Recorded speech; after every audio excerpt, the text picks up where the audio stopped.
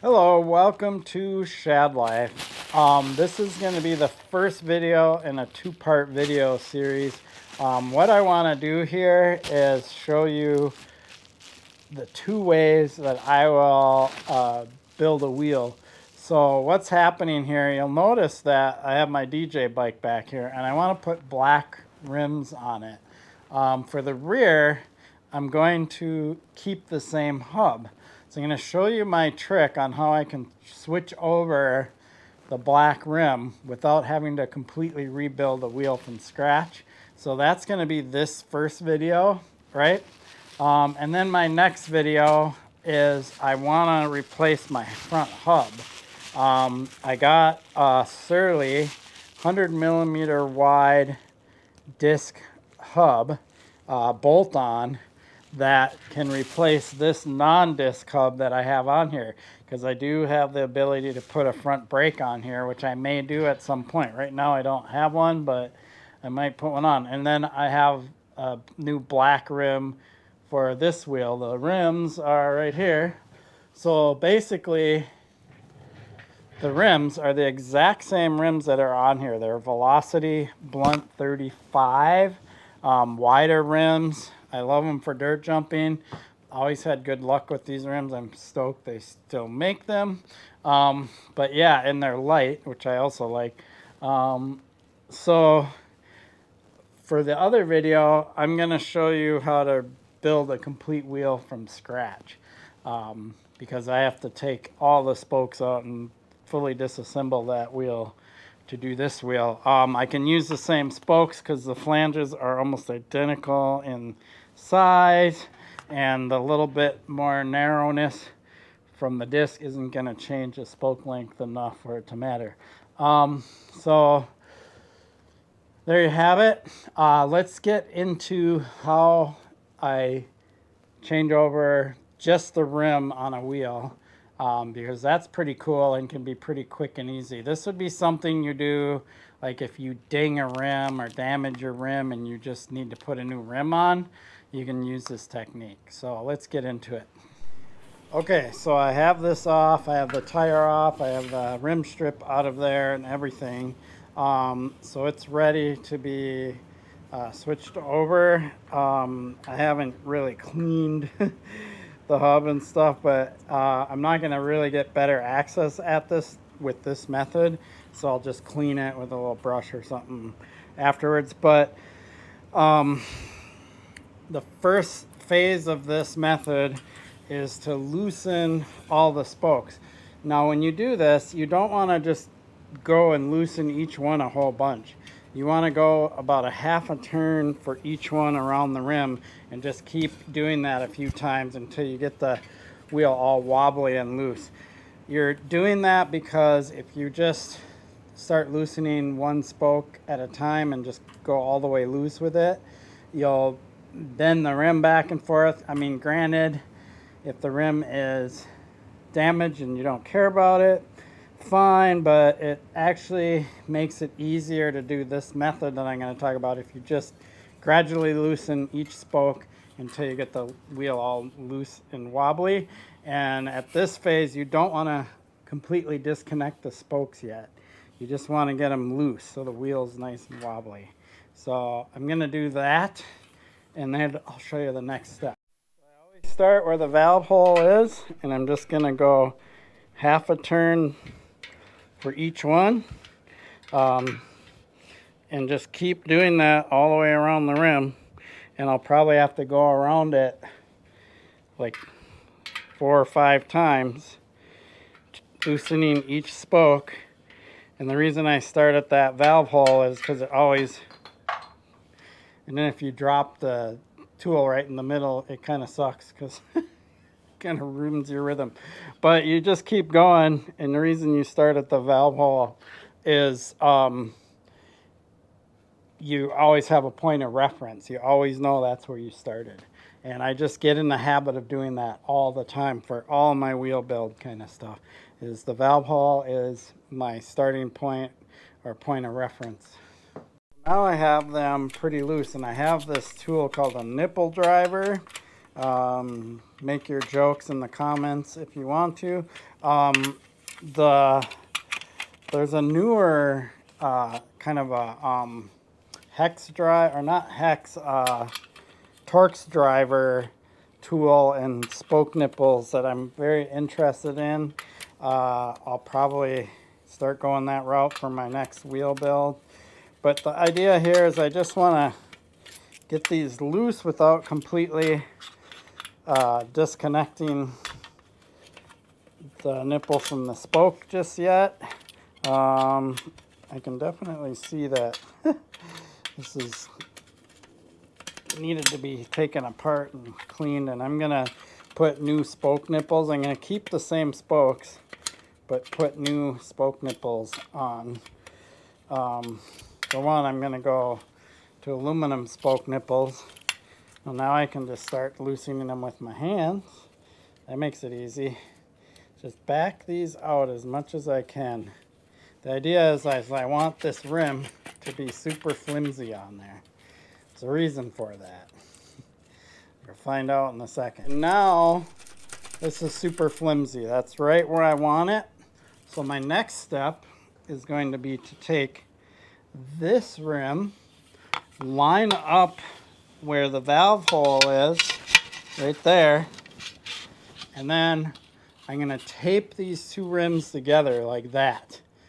So what this allows me to do, I'll probably go non-disc side just so the spokes move over easy, because like I said, this method's cool because if you have a cassette on here, a disc or whatever, you don't have to remove that stuff to do this method. But I'll line up the valve holes, I'll tape this one to that rim, and then I'll be able to start moving the spokes over. So let me show you that.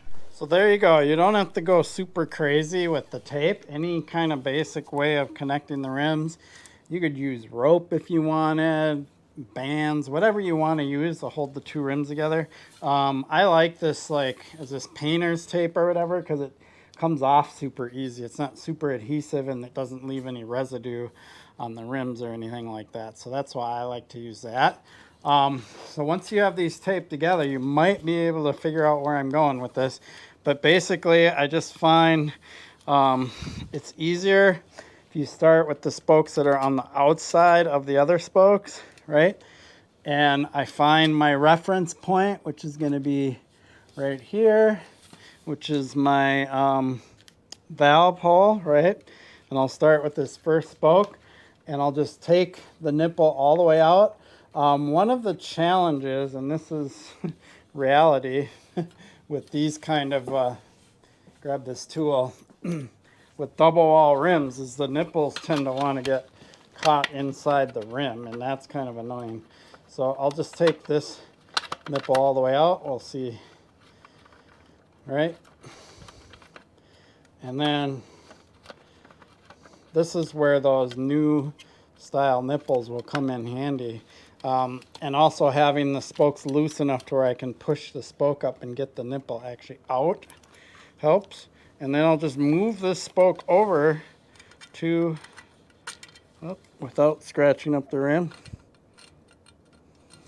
to the next hole, and put the, I'm going to switch to new nipples, but I'll put the new nipple in there.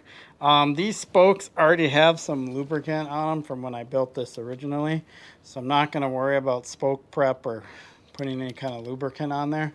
I've built a lot of wheels with spoke prep, and I've built wheels without spoke prep. I've literally built wheels that use, I just use Philwood grease. And the ones with Philwood grease, the only thing that happened with those is I'd build the wheel, and then after a few rides it would loosen up. Then I'd go through and retension everything, and then I never had a problem with it after that. It's kind of a weird thing, but it's like if you do use just a grease, which I would say isn't ideal unless you're a proficient wheel builder, that make sure you go through and retension your wheel once or twice or however often. My rear BMX wheel was done with Philwood grease, and I had to retension it once, and it has yet to come loose ever since I retensioned it. So there you have it. We'll just start changing these over one by one. So I just start with the outside spoke. So I moved this outside spoke over first. Then I skipped these other ones. That's an inside spoke. Then I went to the next outside spoke, and then I'll come over here, and then the next outside spoke will be this one, and I just keep doing that. And then once I get all these outside spokes moved over, then I go to the ones that are just underneath. And then when I get those complete, I have one side moved over. Then when we get to the other side, you want to move the inside spoke first and then the outside spoke, just because you don't want to go against the grain. You just want to keep moving them over. It's pretty straightforward at this point. So yeah, I'm just going to go ahead and do this process. It takes a little while, but it's faster than having to completely disassemble the wheel, take all this stuff off, and build a wheel from scratch. So this is kind of the quick and easy way to do it, and you don't even need to know how to lace or spoke a wheel to do this, and you can replace damaged rims and stuff pretty easily. So let me get this all switched over, and then I'll show you the final product. I'm on my last spoke, moving from the blue rim to the black rim. I wanted, before I finish, show you this technique that I do, because these are double wall rims and it really sucks if you drop a nipple in between the rims. You gotta shake them and try to get it out of there and stuff. So what I do is I take the nipple and I thread it reverse on an extra spoke that I have, and then I poke it through so I can get it all the way through, and then I feed it into the spoke there, like that. And then once it's on there, I can start twisting it onto the threads. This one's being a little bit of a pain. I can take this off, and then at this point I can grab my little nipple driver and finish threading it on. So that's how I prevent dropping nipples in between the walls of the rim, because that can happen and it really sucks when it does. So now you can see that all the spokes have been moved over to the black rim, and then all I have to do is peel this easy to peel off tape off of there.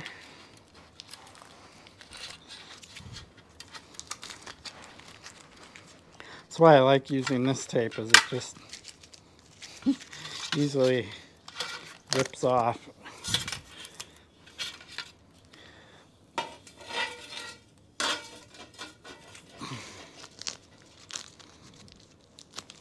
Get it off my hands.